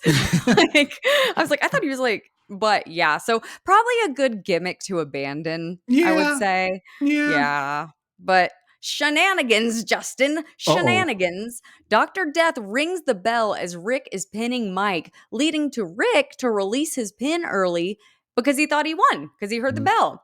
So they lower Kevin Sullivan, and it is the slowest lowering ever. It's not, climactic at all, but he gets out, gets up on the apron, and then Rick shoves Mike Rotunda into Kevin, knocking him off the apron and pins him for real. Yeah, yeah, but see, the whole thing is Teddy Long wasn't sure what was going on, and then referee Tommy Young runs down, and he's the one to tell Teddy Long that there were shenanigans, and that's the point where I was like, okay, hold up, Mm-hmm. you're telling me that Tommy Young has been here the whole time, and Teddy Long is on his 4th match in a row as the referee. What are we doing here? I was like, is he like the secondary rep? Maybe it's like the secondary hard cam. They have a secondary I rep don't just know. poached ready. But, I thought about it and I was like, this ending would have been super confusing if you attended the show and like you weren't hearing any sort of commentary. Like it was kind of messy. Right, because the crowd probably had no way of knowing that it was Steve Williams who rang the bell and kicked off Mhm. all the crap at the end. So yeah, you're right. And especially with Paul Heyman in the match before, like ringing the bell randomly, you thought, Right. oh, they wouldn't like fake ring it again. Like so soon. So, Yeah. yeah, it was kind of weird. But Rick Steiner wins the match and the championship in 17 minutes, 59 seconds. And Rick is so happy. He's running around the ring, and the crowd goes absolutely nuts, man. They were behind Rick hardcore. It was a really happy moment. Like, I felt good for him. I did too. Well, we get into some general recap and what's coming up next from Magnum TA and Tony, and they're discussing how the champions are 0 for 2 tonight. Mm. And they keep talking. Then again, they show the huge guy with the face paint up close. And I'm like, who is he? That is the ultimate Sting road warrior. Hey man, I would believe it at this point. Like I the only thing I could think of is they're like, we normally have kind of like nerds in the crowd, and this guy looks like he works out, so we Yeah, should keep right. showing him to make cool people like think, oh, it's cool to like wrestling. That's the only thing I could think of. Yeah. Well, take me into the next match. It is a good one. Yes, and it is another championship match. It's a singles match for the NWA United States Heavyweight Championship. The challenger, Bam Bam Bigelow, with Sir Oliver Humperdinck versus Barry Windham of the Horsemen with J.J. Dillon. Now, this is the fifth time that we've seen the United States Championship defended on pay-per-view. The last time was at Great American Bash. Now, you might have noticed Barry Windham, yeah, we've seen him a lot on NWA. Last saw him on the Great American Bash. But Bam Bam Bigelow, up till now, we've only seen him in the WWF, most recently at WrestleMania 4. Here he is in the NWA. I was about to say, hold up. Like, I know we're watching a lot of wrestling lately, but isn't he in WWF? Yeah. Well, so here's the story, okay? And I don't know if this Uh-huh. is true, but supposedly Bam Bam was having a hard time in the locker room in the WWF, and he's really catching a lot of flack since he was getting such a big push for being a relative newbie. So after he had to have knee surgery, he left the WWF for WCW in hopes of just kind of an easier time. Aw, he's sensitive. He's a big guy. He could kick all their butts, but good for him. I'm glad he did what made him happy, even though about 2 months he's probably gonna wish he wouldn't have done that. But anyway, keep going. Well, Proceed. it's weird because Bam Bam gets a full entrance here before the match, but Barry Windham, the champion, is already in the ring. So, I mean, of course, I'd always like to see both guys enter, but if you're going to skip an entrance, skip the challenger's entrance, not the champions. What's up with that? The only thing I can think of is maybe they wanted to showcase him like, oh, this guy came from big WWF. And if they only had room for one, I mean, really, they should have cut all the recapping that Tony and Magnum TA do later in the show. But Yeah. yeah, that's the only thing I can think of is maybe they just wanted to like show off their new shiny toy, Yeah. which they should have just showed off Barry because he is handsome. But we've been and talking. and as we've said, you prefer guys from Sweetwater, Texas, right up the road from us. So Sweetwater, if you're listening. I'm not a big fan of teeth. No, I'm just kidding. Sorry, Sweetwater. Love you. Mean it. So we've been talking about the big boss man and how he moves so well, but Bam Bam's just as good. And like, I think he's bigger. Yeah, he might be, and he probably is more agile than Big Boss Man. I mean, we've seen him do cartwheels, we've seen him do Mhm. moonsaults. The guy can move, especially for a guy his size. Oh yeah, well, it was I don't remember if it was Bob or JR, but at one point he said, quote, he can't take a sustained pounding from a man this big. And Mark and I looked at each other and both went, Oh and boy. we're just so mature, you know? Like, Clearly, yeah. It might be a good time to point out my next note. There were actually attractive women in this crowd, like more than one, and that is a big change, especially for NWA shows. I think they paid them They because I might noticed have. them. I was like, wow, like there was this girl with like this long kind of curly brown hair. And I was like, wow, she's beautiful. And I'm like, they pay you? Is this like an hour-long gig? Like, they pay She you? was one But of Jason Hervey's guests. yes, probably because he had a cute girl with him too. But Justin JR stole a gorillaism. Did you What? catch it? He said, that's high impact personified. And I was What like, in JR? Get ooh. your own stuff. That's gimmick infringement. I mean, I would be kind of pissed if I were gorilla. I'd be like, that's my thing. That might have been when Bam Bam, did you see he took a suplex but stood like right up and put his hands on his hips, except he's such a big guy that his hands weren't on his hips. They're like on the sides of his belly. I know. And then there's me who's like super short and my hands are like on my knees. But yeah, well, so okay, I've got a question. So Bam Bam, he's outside of the ring, standing on the apron, kind of facing inward toward the ring, and he jumps and flies over the top rope to land on Barry. But his feet get kind of caught up and he barely lands on Barry. Was that a botch or was it supposed to look like that? I don't think it was supposed to look like that. Was that the same one where like when he came out, he hit the cameraman? Mm-hmm. Yeah, Yeah. yeah. I don't think that was supposed to happen like that. Okay, yeah, because after that, like right after that botch, he pinned Barry and he got the 2 count, but then he just like stood up on his own as if he's not done throwing him around yet. But in my head, I was like, maybe he just didn't want to end the match on a botch. Yeah, it could be. Could be. I don't Yeah. know. Now, speaking of going outside the ring, again, we have these stupid semantics of being drop kicked over the rope rather than thrown. Like, we got to get rid of the rule where you can't throw somebody over the top rope, but literally anything else over the top is okay. It's getting dumb.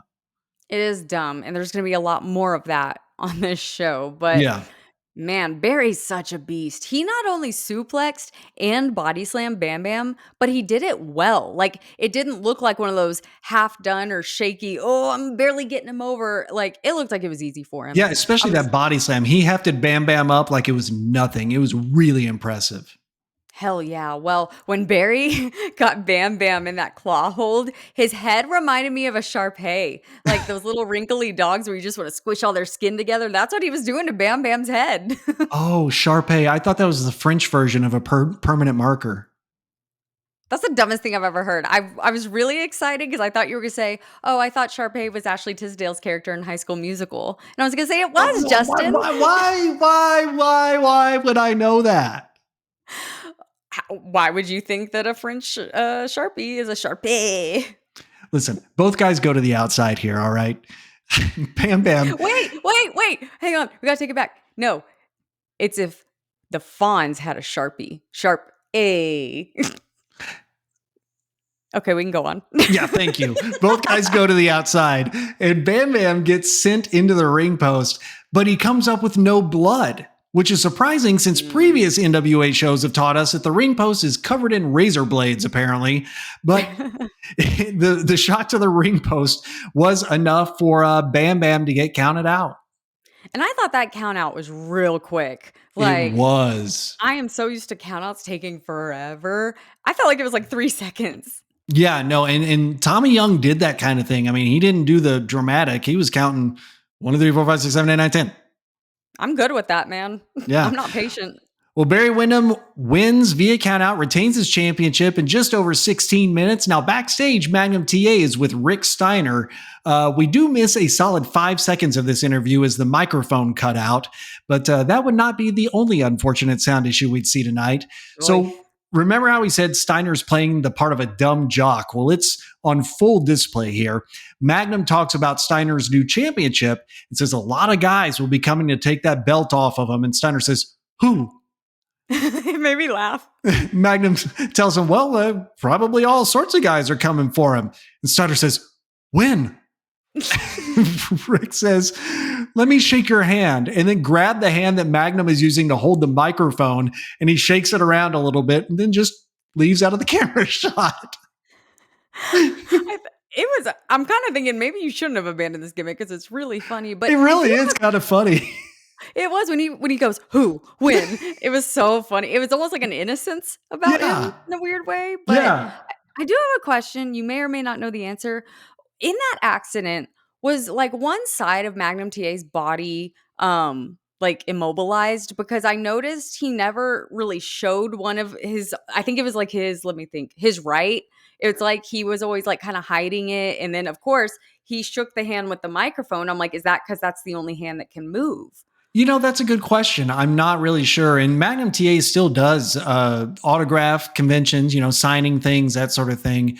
So, you know, even in pictures of him today, I haven't really noticed. But that's a good thought.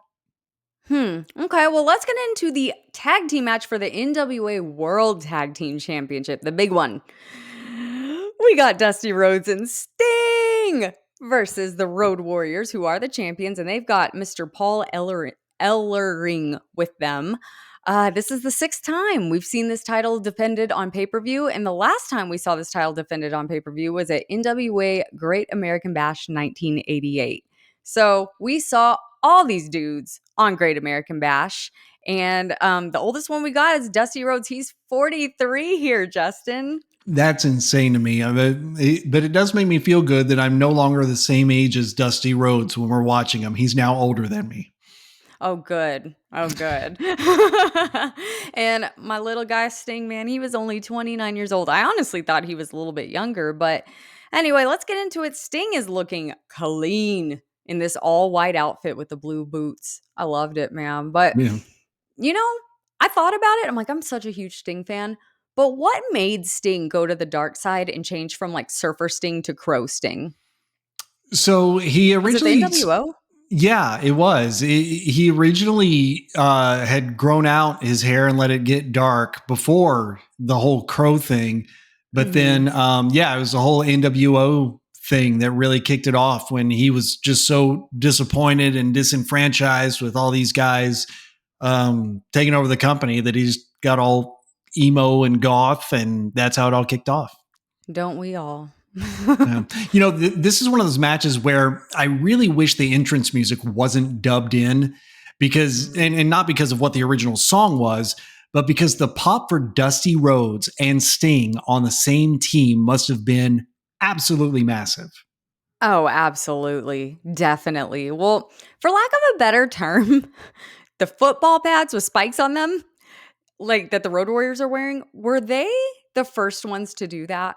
Because, Yeah, in fact, I believe they are the only ones to ever do that. the Bushwhackers, that's who I was thinking of because they always had the spikes. And I was like, did they steal that? And then, you I think know, you're thinking of somebody else that's not the Bushwhackers. it's someone from my very early wrestling hood. I was gonna say early childhood wrestling days. We'll have to like be on the lookout for anybody else with spikes. I'm trying to figure out who it might have been. I just remember a red costume, red gear with black spikes, if that Well, helps. so Road Warriors eventually did go to having red shoulder pads with black spikes. So that could be what you might be thinking of them, but just later. Maybe, and maybe since I was like 3 or 4, I just thought they were the same guys. Whoops. Well, so on a previous show, the Road Warriors had stabbed Dusty in the eye with one of those spikes on their shoulder things. So here he's got something on his eye and it is a bandage, but for the most of the match, it's close to his skin tone, but not exact. So for most of the match, I thought it was like a poorly done, like bad makeup effects prosthetic, like that was supposed to be like covering his eye of like, oh, is it coming back? But no, it's just a bandage. They hired Tom Savini's brother, Spike. Hey, oh, Tom Yeah. Savini, man, that's a guy who, when you meet him, you never know what you're gonna get. You're either gonna get friendly Tom or I don't want to be here, go away, Tom. Well, you know what? I can remember being a kid on the playground and my school friend Chad, he was also a wrestling fan, but he had been a wrestling fan for longer than I had. I became a fan in like 91, okay? But I remember him telling me about how one time the Road Warriors had stabbed somebody in the eye with one of their spikes, and I didn't believe him. I was How like, funny. uh-uh. Like we would have seen that. I would have heard about that. He was absolutely telling the truth, and I didn't know till years later. How funny. Well, hey, this reminded me. Remember that eyeball match with Seth Rollins and Oh Rey my Mysterio? God. Like that was like the Vince flopping out of water like a fish era, right? Where he was That just was pulling random crap out. terrible. God. Yeah. I just Ugh. and it was Seth Rollins and Rey Mysterio. Like, why would you do that to them? Some great wrestling moments came out of the COVID era. And then there's some moments that are just like, oh boy, am I glad we got away from that. That Oh, was that's during so bad. COVID. I felt like it was so much longer ago than the COVID I'm era. pretty sure it was that was during the COVID thing. Eye for an eye, like Extreme Rules, I want to say 2020.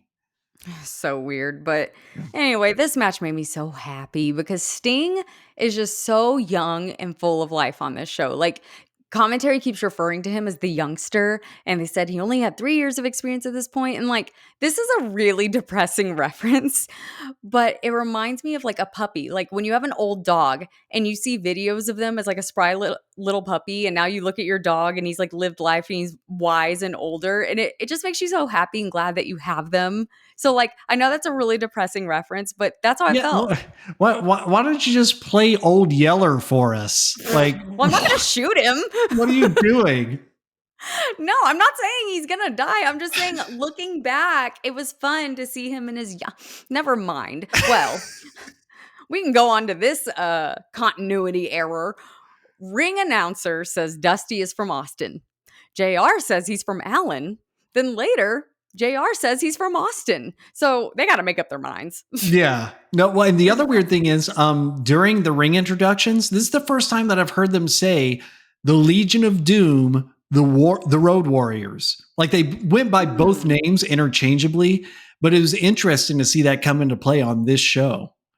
Definitely. Well, freaking Animal is massive, man. Oh, He did a bicep flex after like some move, and goodness, his bicep is literally the size of my torso.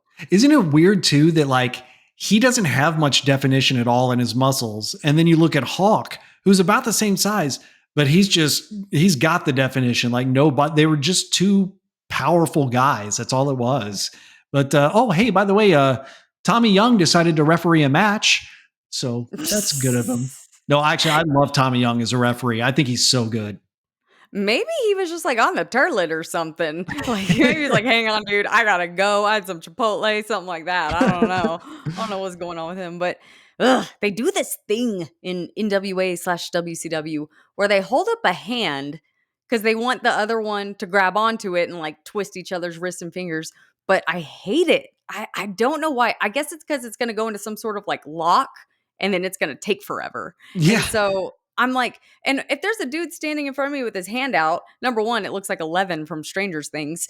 But I would attack him then. I just rush the dude if he's standing yeah. there with his body way open. But I don't know. I hate that thing, the grabby thing. I have no response to that.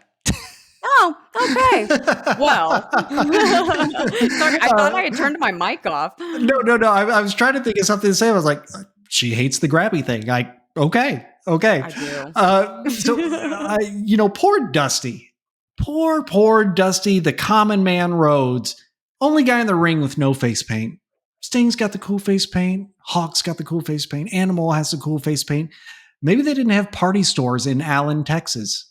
Or Austin. Hey, but maybe that's why I thought it was a prosthetic Could be. because I was like, he needs something on his face. Yeah. But okay, they sent Sting over the top rope. Is that not a DQ? Again. Exactly. Like they make such a Like, big deal out of this rule, but they're so inconsistent about when they're going to enforce it. In fact, tell me if I'm wrong. I don't think that we've actually seen a match end on pay-per-view with a disqualification for throwing somebody over the top rope, have we? not that I can remember. I mean, it could have happened, but I don't Then think so. what are we doing? Get rid of this stupid thing. I fully agree with you, man. It's dumb. I did love one of the Road Warriors punching Dusty over and over again, but then he starts to like get his mojo back and he starts bouncing and he starts jiggling. I don't know, maybe he's trying to shift his muffler back into place, but it was fun. Not the muffler again. It slipped over. Yo, It's slightly off my gooch, baby. Weesh. Gooch. You kill Hey, Dusty Rhodes for me because every time I see him, I think of that stupid muffler now. you talked about Jim stole a gorillaism in that last match. Well, now we've got a Jimism. First appearance in this match, he calls it a barn burner. A What barn does that burner. mean? I think it's what happens when you light a cow fart. A barn burner. That's dumb. That's dumb.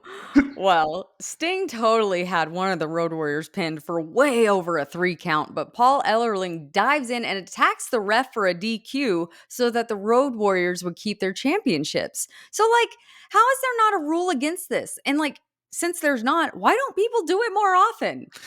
You know, it's one of those logic lapses that I think we just kind of come to accept as wrestling fans. It's like in a no DQ match. Like, why use a baseball bat if you're just going to jab the end of it into a guy's stomach with your hand over the end of it? It's just one of those things we just go, okay, it's wrestling.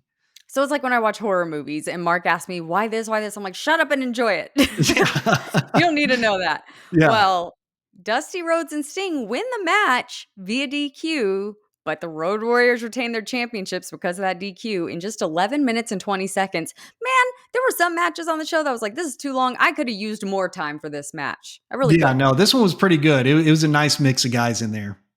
Definitely. Well, back to Tony. He says this was a slugfest. And Magnum TA says the Road Warriors are not invincible and they can be beaten, obviously. But then someone off camera started coughing. They had a big coughing fit. I got real distracted. I was trying to figure out who that was. Mag- It was probably Alex, Rick Steiner's hand. Oh gosh, right? He's like, I'm cold. I need a sock. Thus, mankind was born. Magnum and Tony kind of talk a little bit about Lex Luger and Ric Flair before throwing it over to Bob and JR. And they talk about how there would be new tag team champions if it weren't for that interference. But they make it clear that this will not work for Flair as he will lose his championship even on a disqualification. So then Jim Ross refers to Ric Flair as Mr. Starrcade as Lex Luger's music starts. So what could Mm. happen here? It's a big rematch for the NWA World Heavyweight Championship. And as Michelle mentioned, the title can change hands via disqualification. The challenger, Lex Luger, against the champion, Ric Flair, with J.J. Dillon in his corner. Some title stats for you. This is the 8th time that we've seen this title defended on pay-per-view. Last time was a Great American Bash. That's the last time we saw both of these guys because we saw this match at Great American Bash where Lex Luger almost won it. Now, if you'll remember, at the beginning of this year, Lex Luger had previously been a member of the Four Horsemen, but he was kicked out of the group and, he kind of left the group, but he was replaced by Barry Windham. And they pretty much spent all of 1988, Lex Luger and Ric Flair feuding over the NWA World Championship, including that match where Lex Luger lost the match due to, quote, excessive bleeding, which he was bleeding about as much if I banged my knee on a brick wall. Right, I remember that now. Yeah, it wasn't that big of a deal. But let's get into the match itself. Longest match of the night here, coming in at just over a half hour. Lex Luger comes out to some dubbed music. And I'm sorry, I got to say it. It might be a cliche joke. There's no other way to say it. The music that they put in for Lex Luger's dubbed music belonged in the background of a porn. That's it. Like, if you listen to it, you can even see the camera shots in your head, knowing exactly what would happen. Justin, did you know? Because I just found this out recently. There's a Ghost Hunters porn. Oh my God. And No, thank wait. God. Wait. This is not a porn starring people from Ghost Hunters. No, Because I was no, no about to one wants to see that. say, you and I need to have a talk No, God, about our no. career choices. No, but it is modeled after the show, and there is a Jason, and thank God they released this in 2009. So I started in 2010. So there's not a character named after me, but there is a Dave Wango, not Oh Dave my Tango, God. Dave Wango. And I actually texted Dave, and I was like, Dave, did you know there's a Ghost Hunters porn and there's a Dave Wango? And he's like, yes, and my brother is so proud of it because like he's I was like, oh my gosh, that's funny. But anyway, you were talking about Lex Luger's porn music. I just had to bring that up. No, it's good. It's good. Hey, big deal here. Lou Thez is in attendance, one of the original NWA world champions. That was really cool to see. That was cool. And I was like, man, he got old, but he was probably only like 47 and it's just the 80s. Yeah, He's it's like in true. a suit You and know, his glasses. I had a thought when Ric Flair took his robe off. I thought, man, that big gold belt, it just looked so good around Ric Flair's waist. And then I realized we haven't seen it around anybody else's waist. Like before Rick was the champion, the belt was the original domed globe belt. So we've only seen this version of the belt with Ric Flair. Well, our resident belt nerd to the rescue. Yeah. Because honestly, like, I just can't remember another champion before Ric Flair because I feel like it's been him for 5 years. Yeah, Straight. well, when he first won it back on our first show, when he won it from Harley Race, remember? Uh-huh. And yeah, that's pretty much it. Oh, man. Well, I'm Yeah, so over this bang phase. All these men have bangs, and it looks so silly. They look like little kids who got their bang trim before their match. kids I'm have over such the weird bangs. haircuts these days, man. I don't know what they're doing, but take that from the bald guy, I guess. I agree. Jim Ross points out that Lex Luger lost 13 pounds ahead of this match in order to keep up with Flair's cardio, which was a cool little, kayfabe explanation. I don't know where Lex Luger lost the weight because he is cut here. Like, He got his I don't, kidneys removed. yeah, he must have. Like just below his hips, he has like some muscle on both sides, the literal size of a baseball that keeps popping out. I don't think I even have that muscle. Is that his butt? Because, like, No, I don't think okay, it's so. not. Like it's some thing. Like I don't know. Yeah, I noticed JR talking about that, and he was like, I was like, "Okay, JR, Lex has to lose weight to win. Got it." But this might be a little inappropriate, but I kept staring at Lex Luger's butt because it's not even a butt at this point. It's a rump. Like this is at a butcher shop. Like his back and his butt, like it looks like a big slab of meat at a butcher shop. Like he is so freaking cut. It is insane the definition now. Okay, again, how is a clothesline over the top rope not a DQ? Like Flair was right by the ropes when he got clothesline. Where else was he going to go? Exactly. I mean, I was complaining about this whole show, and Mark pointed out, he was like, maybe it is only and if only you get thrown over the top rope and any other way is okay. Like maybe that's what they established. I don't know. But I did love how shocked Rick looked once he hit the ground after that because he just sat there in shock, just looking up at the ring. Like great stuff, man. Yeah, no, it's good. And the match goes the outside, and Rick gets shoved head first into the ring post. But again, we don't even see any blood, not even from Flair. So what's up here? Uh, I learned that TBS was very anti-blood at this point, and so I'll get into it a little bit later, but the transition to WCW and TBS, no blood allowed, Boo. no fun Boo. allowed. Well, Boo. Lex, I don't know if you noticed this. He showed a little bit of his newness to the business, even though he was in for a few years by this point. So Lex has Rick in this arm lock, and then Rick kind of looks up to call the next move to Lex. But instead of being sneaky and saying something back or, just taking it in, Lex nodded his head. And so, like, if you didn't know the wrestlers talk to each other in the ring about the next spot, this would be so strange. Like, you would assume Rick would be like, "Did you use that new speed stick? That's good. Is that it? Oh, Oh, yeah, huh? Yeah, no, I agree, and I do feel like a lot of, like, casual fans would never, ever notice that, but I did notice that moment, and I thought it was kinda funny. It was kinda charming, kind of endearing of Lex, I don't right." know. But that chair hit to Lex's legs, oh, it made my butt squeeze, it made me cringe, like, ouch. But my question is, how did he get away with that? Like, what was the ref doing? I think the ref was over there with JJ Dillon, I want to say, because I was wondering the same thing. And even it kind of surprised me how many chances Rick took, knowing that he could lose on a disqualification. It surprised me that they had him still trying to cheat to win. Mhm. Yeah. But Rick, right after that chair shot thing, he keeps working on Lex Luger's leg, and Lex said something that got censored. I don't know what it was. I know, I wanted to know so bad. I'm like, I'm surprised we didn't get the big censor block with the X like at that Right? WWF show.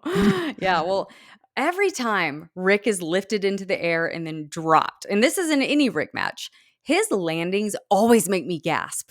And I don't know if he does it on purpose or what, but it always looks like it's going to be a very, very bad landing until the last microsecond. He'll do like a little shift with his body and then he lands. So, like, have you noticed that? Yeah. So you know what I think that's from is back in the 70s, he was in a plane crash where he broke his Oh. back. And it's pretty much any time after that until he retired, he really rarely ever took a flat back bump. He would always kind of take it on his side. Okay, yeah, because they even said like, "Oh, he landed right on his hip." But Hmm. yeah, and I just thought maybe it made him a very, very good wrestler because it would look like, "Oh god, he's gonna land right on his neck." Then he'd turn a little bit, and so Yeah. that's very, smart and, like, takes a lot of good timing and whatnot, you know? Yeah, no, Rick knew what he was doing.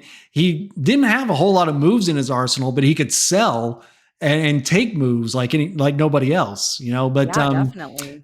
finally, Luger gets Flair up in the torture rack, but his leg gives out, and then Rick falls on top Oh. of him and puts his own feet on the second rope to get the pin. Ric Flair wins the match, retains the NWA Championship in just 1 second under 31 minutes. I was pissed. I was pissed, and I texted you, and you were like, "I knew you were gonna be pissed." But this is like ugh, this is like if Roman beat Cody the 2nd year in a row at a WrestleMania.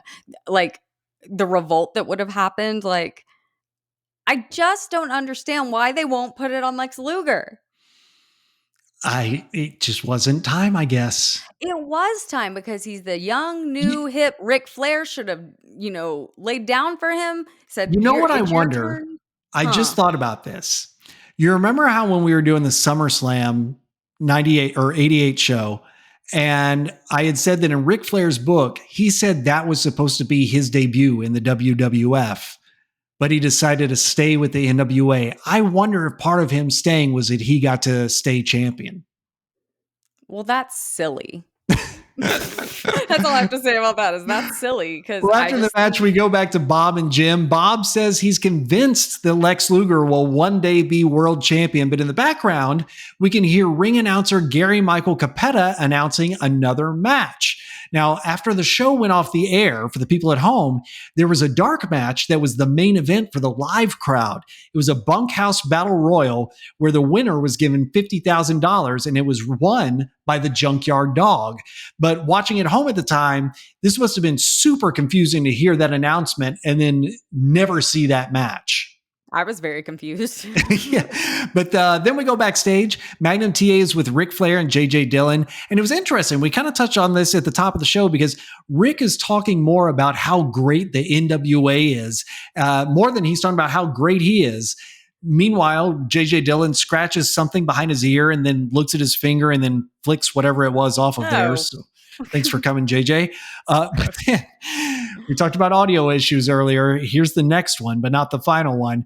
We hear a direct feed of the ring announcer's mic saying, "It's now time for the bunkhouse stampede." So, whoops. That's funny you said that because last night on AEW, they had a lot of sound issues, and you would hear a producer be like, 90 seconds till the end, 30 Oh my seconds. God. And That's I not heard at good. one point, it sounded like Tony said, "Can I get these monitors on?" Oh Like, no. yeah. So It seems kind of like funny they've we had talked about that. audio issues since the start. It's like the one thing they've never really figured out. But you But know what? Someone on Twitter said that, like, during, like, NBA or World Series, I don't know, something some sports thing, that the same thing was happening, and so they're like, "Maybe it's a TBS issue more than a, huh, AEW issue," could but be. anyway, yeah. Interesting. Well, Tony Schiavone gives us one final recap of the night before tossing it back to Bob and Jim. Bob tries to talk, but his audio is being fed into the arena rather into the TV Yep, feed. Whoops again. Bob yep. and Jim talk about what we can look forward to in the new year, reminding us to tune in to their next pay per view on Monday, February 20th, which would be the Chi-Town Rumble. And they send us into a photo and video montage of tonight's highlights to close out the show. Total thoughts on the overall show. I liked it alright, the last match, the Ric Flair and Luger match, I actually thought the first one was better. It was just a little more exciting, it kinda got going a little bit faster, I felt like maybe this match was a little not too long, but maybe it took a while to get heated up.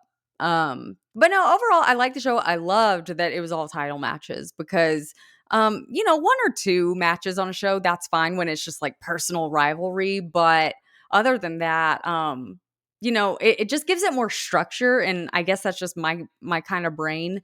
What do you think? Did you like it? You know, I did.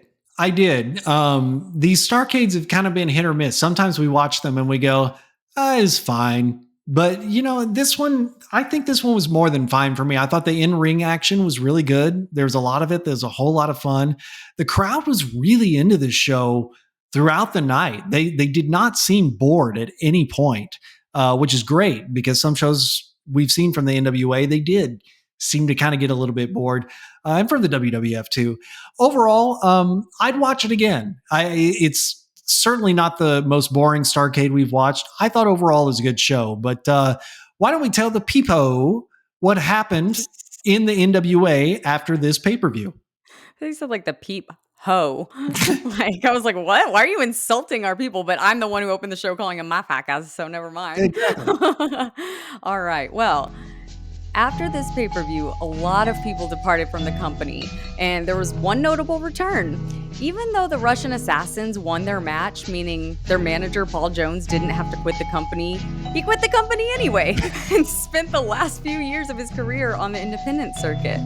So Dusty Rhodes, this is a shocker. Dusty Rhodes was fired after this show for blading on an episode of WCW television, which went against Ted Turner's strict no blading policy. But it wasn't just the regular old blading, Justin. No. It was a gruesome scene because it was the eyeball incident that we talked about earlier. Yes, so the Road Warrior Spike gouging out his eye.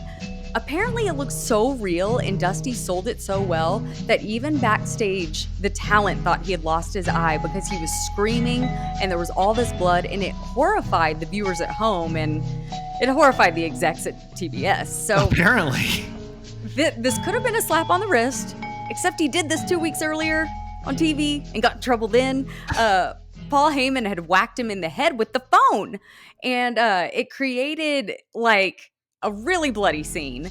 And then that was his first warning. So after the eyeball incident, it was decided that he would no longer be the booker after Starrcade 1988. And apparently that goes pretty bad. But announcer Tony Schiavone would also leave the company to join WWF, where he became an announcer on both TV and pay-per-views.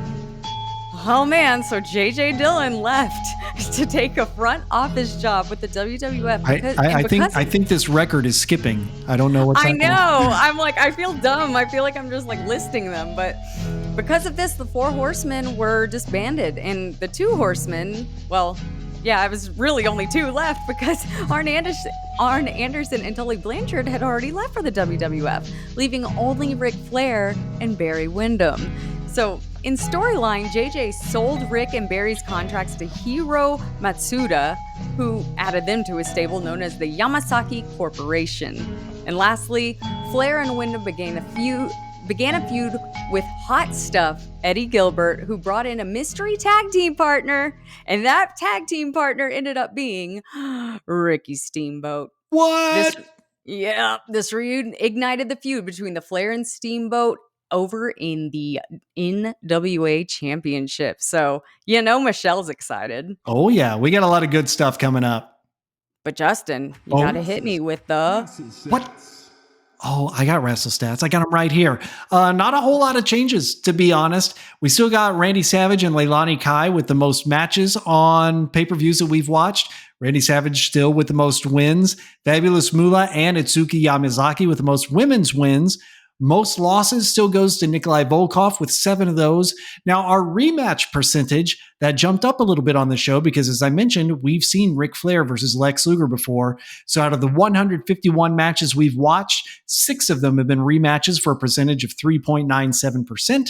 And out of those 151 matches, 55 of them now have been title matches for 36.42%. If you dig those stats, then you got to go on over on Twitter to Wrestle Stats, and you can actually even get it on Threads. If you don't want to be on Twitter, you can go to Threads. It's on there too. So check that out. Wrestle Stats, current stats for WWE, AEW, ROH, TNA, pretty much every day of the week. Michelle, where do they find you? Well, dang, I'm just impressed you're on Threads. You're like one of the cool kids. I'm still trying to figure out how to use it. Yeah, I downloaded a Threads a long time ago. I haven't touched it. I open it to clear out the notifications, and that's it. I'm basically looking for any rescue ship off of Twitter at this point. No joke, right? Well, they can find me at Michelle Tater on Twitter. I usually always write back. We've got this great history of pro wrestling guy that's been really interacting with our account lately, and he sends me Sting stuff. So he's been really great. But That's a yeah. really fun account. I love seeing the stuff that that account posts. Oh yeah, because you were the one that introduced me to it because they had like a old poster from Odessa, and I think like Terry Funk was on it or Yeah. someone else. Real quick, I meant to tell you, our friend Jeff mentioned to us, he owns an art gallery. We had some paintings stretched onto canvas, and he was talking about how he used to wrestle George Animal Steel. And I Yes. remember we had talked about it on here, Yeah. but he was talking about how he came in and was acting mad and scared the crap out of everyone that was like, no, I'm just playing. And I'm like, Jeff, did you like suffocate in his body hair? But anyway, what do I we didn't got know that next he week? wrestled George Steele. That's cool. Oh, I thought we had talked about it on Well, here. I had known that he had wrestled King Kong Bundy, but That's who it was. I Dang it. okay, yeah. Yeah, yeah, yeah. Yeah, Okay. So yeah, he wrestled George Animal Steel a couple times too. So that's that's cool. awesome. Yeah. Yeah. Well, what do we got next week? Well, next week, not only do we go back to the WWF, but we're out of 1988 and on into 1989 with the WWF Royal Rumble 1989. Now, there's still no stakes for winning this one, but instead of 20 men in the Rumble match like there was on the first one earlier this year, we get the 30-man Rumble that we all know and love to this day. I'm so excited to get into a brand new year. Thank goodness. Me too. And I mean, they're figuring it out, Justin. You know, they're figuring out that we need 30 people. So maybe now, like going forward, we'll get more, like it'll mean something. But I hey, think we're starting to see the evolution. the evolution. Evolution's real. They didn't teach me that and at Sam Houston Elementary. I gotta go. Okay, bye.